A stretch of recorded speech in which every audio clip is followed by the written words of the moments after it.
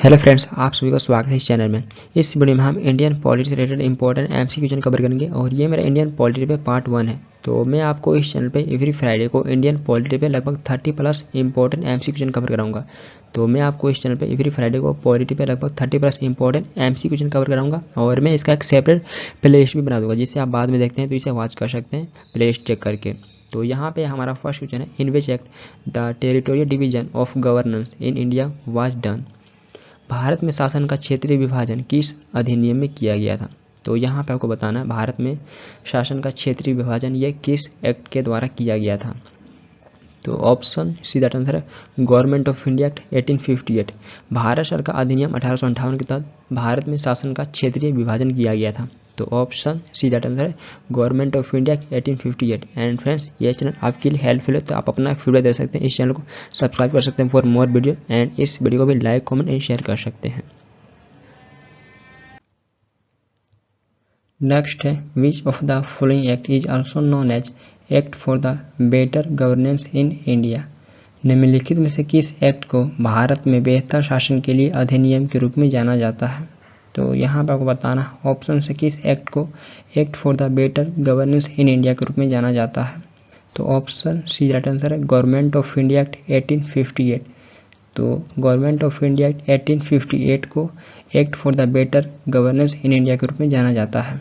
तो option C right answer है government of India act 1858। Next है, which act introduce separate electorates for Muslims. किस अधिनियम ने मुसलमानों के लिए अलग निर्वाचक मंडल की शुरुआत की। तो यहाँ पर आपको बताना किस एक्ट में मुस्लिम के लिए अलग निर्वाचक मंडल शुरू किया गया था। तो ऑप्शन डी राइट आंसर है इंडियन काउंसिल एक्ट 1909। तो इंडियन काउंसिल एक्ट 1909 में मुस्लिम के लिए अलग निर्वाचक मंडल शुरू किया गया था। तो ऑप्शन डी राइट आंसर है इंडियन काउंसिल एक्ट 1909। नेक्स्ट है, separate elected system was introduced in which act. पृथक निर्वाचन प्रणाली किस अधिनियम में शुरू किया गया था। तो ऑप्शन बी राइट आंसर है एक्ट ऑफ 1909। तो 1909 के अधिनियम में सेपरेट इलेक्टेड सिस्टम को इंट्रोड्यूस किया गया था। तो option B right answer act of 1909। Next है, which act of India also known as Morley Minto reforms. Bharat के किस अधिनियम को मार्ले मिंटो सुधार के रूप में भी जाना जाता है। तो ऑप्शन सी राइट आंसर है इंडियन काउंसिल एक्ट 1909। तो इंडियन काउंसिल एक्ट 1909 को मार्ले मिंटो रिफॉर्म्स के नाम से भी जाना जाता है। तो ऑप्शन सी राइट आंसर है इंडियन काउंसिल एक्ट 1909। नेक्स्ट है, dyarchy was introduced in the Providence of British India in accordance with the provisions of the. किस अधिनियम के प्रावधानों के अनुसार ब्रिटिश भारत में प्रांतों में द्वैध शासन की शुरुआत की गई थी। तो यहाँ पर आपको बताना किस एक्ट के प्रावधानों के अनुसार ब्रिटिश इंडिया में द्वैध शासन को शुरू किया गया था। तो ऑप्शन राइट आंसर है government of India act 1990। Bharat सरकार अधिनियम 1919 के तहत ब्रिटिश इंडिया में द्वैध शासन को शुरू किया गया था, डायरकी सिस्टम को शुरू किया गया था। तो ऑप्शन राइट आंसर है गवर्नमेंट ऑफ इंडिया एक्ट 1919। तो इस एक्ट के तहत ब्रिटिश इंडिया में द्वैध शासन को शुरू किया गया था। नेक्स्ट है, the government of India act 1990 is also known as. भारत सरकार अधिनियम 1919 को किस नाम से भी जाना जाता है। तो यहाँ पर आपको बताना है भारत सरकार अधिनियम 1919 को किस नाम से भी जाना जाता है। तो ऑप्शन बी राइट आंसर है मोटेंग्यू चेम्सफोर्ड रिपोर्ट। मोटेंग्यू चेम्सफोर्ड रिपोर्ट के नाम से भी जाना जाता है गवर्नमेंट ऑफ इंडिया एक्ट 1919 को। तो ऑप्शन बी राइट आंसर है मोटेंग्यू चेम्सफोर्ड रिपोर्ट। नेक्स्ट है, which the incorrect statement about government of India act 1919। कौन सा स्टेटमेंट भारत सरकार अधिनियम 1919 के बारे में इनकरेक्ट है। तो यहाँ पे आपको बताना ऑप्शन से कौन सा स्टेटमेंट भारत सरकार अधिनियम 1919 के बारे में इनकरेक्ट है। तो जैसा देखते हैं, this act separate central and provincial subject. तो ये स्टेटमेंट सही है क्योंकि ये प्रांतीय और केंद्रीय विषयों को अलग करता था। तो ये स्टेटमेंट सही है। द नेक्स्ट है, ये एक्ट 1919 में पारित हुआ था और इसे 1921 में लागू किया गया था। तो ये भी स्टेटमेंट सही है। द नेक्स्ट है, इस एक्ट को मॉर्ले मिंटो रिफॉर्म के नाम से भी जाना जाता है। तो ये स्टेटमेंट गलत है क्योंकि इंडियन काउंसिल एक्ट 1909 को मॉर्ले मिंटो रिफॉर्म के नाम से जाना जाता है। तो जो भारतीय परिषद अधिनियम 1909 था तो उसे मॉर्ले मिंटो रिफॉर्म के नाम से जाना जाता है। तो ये स्टेटमेंट इनकरेक्ट है। तो देन नेक्स्ट है मोंटेग्यू, ये सेक्रेटरी ऑफ स्टेट थे भारत के लिए, और चेम्सफोर्ड ये भारत के वायसराय थे जब इस एक्ट को पारित किया गया था। तो ये भी स्टेटमेंट सही है, लेकिन ये स्टेटमेंट रॉन्ग है क्योंकि इंडियन काउंसिल एक्ट 1909 को मॉर्ले मिंटो रिफॉर्म कहा जाता है। तो ये स्टेटमेंट इनकरेक्ट है। नेक्स्ट है by which act the system of dyarchy was introduced at the centre. केंद्र में द्वैध शासन व्यवस्था किस अधिनियम के द्वारा लागू किया गया था। तो यहाँ पे अब आपको बताना सेंटर में द्वैध शासन व्यवस्था ये किस एक्ट के द्वारा लागू किया गया था। तो ऑप्शन डी दैट आंसर है गवर्नमेंट ऑफ इंडिया एक्ट 1935। तो भारत सरकार अधिनियम 1935 के तहत सेंटर में द्वैध शासन व्यवस्था को लागू किया गया था और प्रांतों में समाप्त कर दिया गया था। तो प्रांतों में गवर्नमेंट ऑफ इंडिया एक्ट 1919 के तहत लागू किया गया था, लेकिन समाप्त करके गवर्नमेंट ऑफ इंडिया एक्ट 1935 के तहत सेंटर में द्वैध शासन व्यवस्था को लागू किया गया था। तो ये एक्ट इंपॉर्टेंट है। इस एक्ट के तहत सेंटर में लागू किया गया था द्वैध शासन व्यवस्था को, और इस एक्ट के तहत प्रांतों में द्वैध शासन व्यवस्था को लागू किया गया था। तो ये दोनों में डिफरेंस है, आप इन्हें नोट कर सकते हैं। नेक्स्ट है which act exercise the most influence in framing the Indian constitution. किस एक्ट ने भारतीय संविधान को तैयार करने में सबसे गहरा प्रभाव डाला। तो ऑप्शन सी दैट आंसर है गवर्नमेंट ऑफ इंडिया एक्ट 1935। तो भारत सरकार अधिनियम 1935 ये भारतीय संविधान के निर्माण में गहरा प्रभाव डाला। तो ऑप्शन सी दैट आंसर है government of India act 1935। Next है the main source of the Indian constitution is. भारतीय संविधान का मेन सोर्स क्या है। तो यहाँ पे आपको बताना है भारतीय संविधान में जो फीचर है तो उसे सबसे ज़्यादा बोरो कहाँ से किया गया है, कहाँ से सबसे ज़्यादा लिया गया है। तो ऑप्शन डी दैट आंसर है गवर्नमेंट ऑफ इंडिया एक्ट 1935। तो भारत सरकार अधिनियम 1935 से भारतीय संविधान में सबसे ज़्यादा फीचर को बोरो किया गया है। हम बात करें परसेंट में तो लगभग 75% के आसपास में फीचर को बोरो किया गया है भारत सरकार अधिनियम 1935 से। तो ये इम्पोर्टेंट पॉइंट है। भारतीय संविधान का मेन सोर्स भारतीय सरकार अधिनियम 1935 है, यहाँ से फीचर को सबसे ज़्यादा बोरो किया गया है। तो एग्जाम्पल में हम समझे जिस प्रकार फंडामेंटल राइट को हम यूएसए से बोरो किए हैं, तो उसी प्रकार जो फीचर है भारतीय संविधान में तो सबसे ज़्यादा गवर्नमेंट ऑफ इंडिया एक्ट 1935 से बोरो किया गया है। नेक्स्ट है who describe the government of India act 1935 as a new charter of bondage. किसने भारत सरकार अधिनियम 1935 को बंधन का नया चार्टर के रूप में वर्णित किया है। तो ऑप्शन बी दैट आंसर है जवाहरलाल नेहरू। तो जवाहरलाल नेहरू जी के द्वारा भारत सरकार अधिनियम 1935 को न्यू चार्टर ऑफ बॉन्डेज के रूप में डिस्क्राइब किया गया है। तो ये गवर्नमेंट ऑफ इंडिया एक्ट 1935 को न्यू चार्टर ऑफ बॉन्डेज के रूप में डिस्क्राइब किए थे। तो ऑप्शन बी दैट आंसर है जवाहरलाल नेहरू, और ये एग्जाम में क्वेश्चन पूछे गए थे। नेक्स्ट है which act introduce provincial autonomy during British in India. किस एक्ट ने भारत में ब्रिटिश शासन के दौरान प्रांतीय स्वायत्तता की शुरुआत की। तो ऑप्शन डी दैट आंसर है government of India act 1935। Bharat सरकार अधिनियम 1935 के तहत भारत में ब्रिटिश शासन के दौरान प्रांतीय स्वायत्तता की शुरुआत की गई थी। तो ऑप्शन डी दैट आंसर है government of India act 1935। Next है the government of India act 1935 was based on. Bharat सरकार अधिनियम 1935 किस पर आधारित था। तो ऑप्शन दैट आंसर है Simon commission. Government of India act 1935 ये साइमन कमीशन पे आधारित था। तो ऑप्शन दैट आंसर है साइमन कमीशन।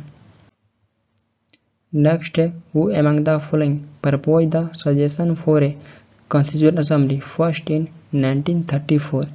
निम्नलिखित से किसने 1934 में पहली बार भारत की संविधान सभा के लिए सुझाव दिए थे। तो ऑप्शन बी दैट आंसर है M N Roy. M N Roy के द्वारा पहली बार 1934 में भारत की संविधान सभा के लिए सुझाव दिया गया था। तो option B that answer M N Roy. Next है in which year was the constituent assembly of India formed. Bharat के संविधान सभा का गठन किस वर्ष हुआ था। तो ऑप्शन बी दैट आंसर है 1946। 1946 में भारत के संविधान सभा का गठन किया गया था। तो ऑप्शन बी दैट आंसर है 1946। नेक्स्ट है in which year the elections to provincial assemblies and ministers were held all over British India. पूरे ब्रिटिश भारत में प्रांतीय विधानसभाओं और मंत्रियों के चुनाव किस वर्ष हुए थे? तो ऑप्शन सी दैट आंसर है 1937। 1937 में पूरे ब्रिटिश भारत में प्रांतीय विधानसभाओं और मंत्रियों के चुनाव हुए थे। तो ऑप्शन सी दैट आंसर है 1937। नेक्स्ट है according to which act the elections to the provincial assemblies were held in India in 1937। किस एक्ट के अनुसार 1937 में भारत में प्रांतीय विधानसभाओं के चुनाव हुए थे? तो यहाँ पर आपको बताना है किस एक्ट के अनुसार 1937 में भारत में प्रांतीय विधानसभाओं के इलेक्शन हुए थे। तो ऑप्शन राइट आंसर है गवर्नमेंट ऑफ इंडिया एक्ट 1935। तो भारत सरकार अधिनियम 1935 के तहत 1937 में भारत में प्रांतीय विधानसभाओं के इलेक्शन हुए थे। तो ऑप्शन राइट आंसर है गवर्नमेंट ऑफ इंडिया एक्ट 1935 के तहत। नेक्स्ट है what is the basis of constituting the constituent assembly of India. भारतीय संविधान सभा के गठन का आधार क्या था? तो ऑप्शन बी दैट आंसर है cabinet mission plan 1946। Cabinet mission plan 1946 ये भारतीय संविधान के गठन का आधार था।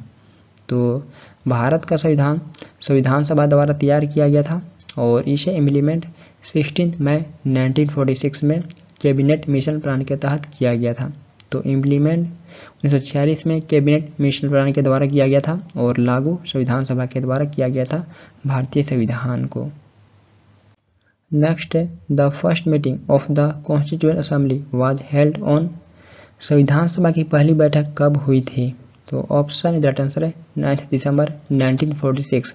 9 दिसंबर 1946 में संविधान सभा की पहली बैठक हुई थी। तो ऑप्शन दैट आंसर है 9 दिसंबर 1946। तो ये डेट इंपॉर्टेंट एग्जाम क्वेश्चन पूछे जाते हैं। पहली बैठक कब हुई थी? तो 9 दिसंबर 1946 में हुई थी। नेक्स्ट है who presided over the first meeting of the Indian constituent assembly. भारतीय संविधान सभा के पहली बैठक की अध्यक्षता कौन किए थे? तो पहली बैठक ये 9 दिसंबर 1946 में हुआ था। तो यहाँ पर आपको बताना है इस बैठक की अध्यक्षता किनके द्वारा किया गया था? तो ऑप्शन सी दैट आंसर है सच्चिदानंद सिन्हा। सच्चिदानंद सिन्हा के द्वारा संविधान सभा की पहली बैठक की अध्यक्षता किया गया था 9 दिसंबर 1946 में। तो ऑप्शन सी दैट आंसर है सच्चिदानंद सिन्हा। नेक्स्ट है who was the temporary president of the constituent assembly. संविधान सभा के अस्थायी अध्यक्ष कौन थे? तो यहाँ पे आपको संविधान सभा के टेम्पोररी प्रेसिडेंट बताना है कौन थे। तो ऑप्शन डी दैट आंसर है डॉक्टर सच्चिदानंद सिन्हा। डॉक्टर सच्चिदानंद सिन्हा ये टेम्पोररी प्रेसिडेंट थे संविधान सभा के। तो ये पहली बैठक की अध्यक्षता किए थे और ये टेम्पोररी प्रेसिडेंट बने थे। तो ऐसे भी एग्जाम क्वेश्चन पूछे जाते हैं। पहली बैठक की अध्यक्षता किनके द्वारा किया गया था या टेम्पोररी प्रेसिडेंट कौन थे संविधान सभा के? तो दोनों में आंसर आपका होगा डॉक्टर सच्चिदानंद सिन्हा। नेक्स्ट है who replaced Sachchidananda Sinha as chairman of the constituent assembly of India. Sachchidananda Sinha को भारत की संविधान सभा के अध्यक्ष के रूप में कौन रिप्लेस किए थे? तो ऑप्शन सी दैट आंसर है राजेंद्र प्रसाद। डॉक्टर राजेंद्र प्रसाद ये सच्चिदानंद सिन्हा को रिप्लेस किए थे भारतीय संविधान के चेयरमैन के रूप में। तो ऑप्शन सी दैट आंसर है डॉक्टर राजेंद्र प्रसाद। नेक्स्ट है who among the following was elected as the permanent chairman of the constituent assembly. निम्नलिखित में से किसे संविधान सभा के अस्थायी अध्यक्ष के रूप में चुना गया था? तो यहाँ पे आपको बताना ऑप्शन से किन है संविधान सभा के परमानेंट चेयरमैन के रूप में चुना गया था। तो ऑप्शन बी दैट आंसर है डॉक्टर राजेंद्र प्रसाद। तो डॉक्टर राजेंद्र प्रसाद जी को परमानेंट चेयरमैन के रूप में चुना गया था संविधान सभा के। तो इन्हें 11 दिसंबर 1946 तो 11 दिसंबर 1946 में इन्हें परमानेंट चेयरमैन के रूप में चुना गया था। और 9 दिसंबर जो पहली बैठक हुई थी तो उस दिन टेम्पोररी प्रेसिडेंट के रूप में डॉक्टर सच्चिदानंद सिन्हा को चुना गया था। देन 2 दिन के बाद डॉक्टर राजेंद्र प्रसाद ये परमानेंट चेयरमैन के रूप में चुने गए थे संविधान सभा के। नेक्स्ट है who was appointed as constitutional adviser in 1946 during the framing of Indian constitution. भारतीय संविधान के निर्माण के दौरान 1946 में संवैधानिक सलाहकार के रूप में किसे नियुक्त किया गया था? तो यहाँ आपको बताना है भारतीय संविधान के निर्माण के दौरान 1946 में कॉन्स्टिट्यूशनल एडवाइजर के रूप में किसे नियुक्त किया गया था?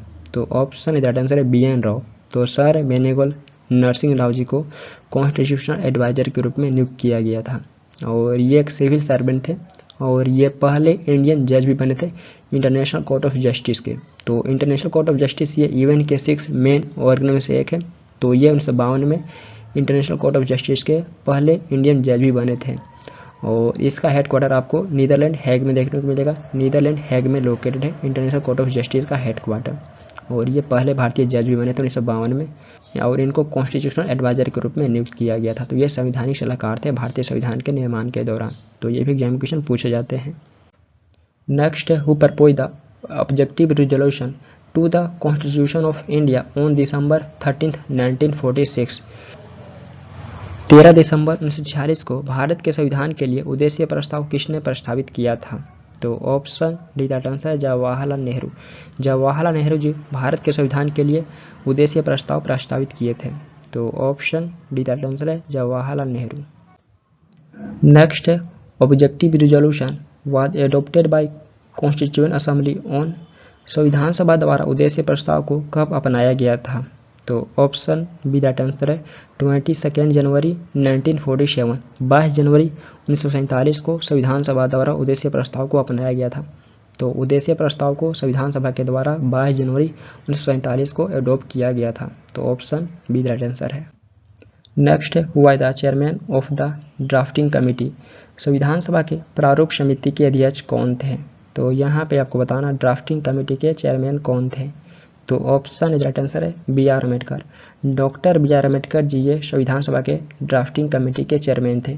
तो संविधान सभा में टोटल 22 कमेटी थे तो उसमें से एक ड्राफ्टिंग कमेटी भी था और ड्राफ्टिंग कमेटी के chairman doctor B R Ambedkar ji थे। तो ऑप्शन राइट आंसर है doctor B R Ambedkar. Next है in which year did the constituent assembly set up a drafting committee under the chairmanship of doctor B R Ambedkar to prepare a draft constitution for India.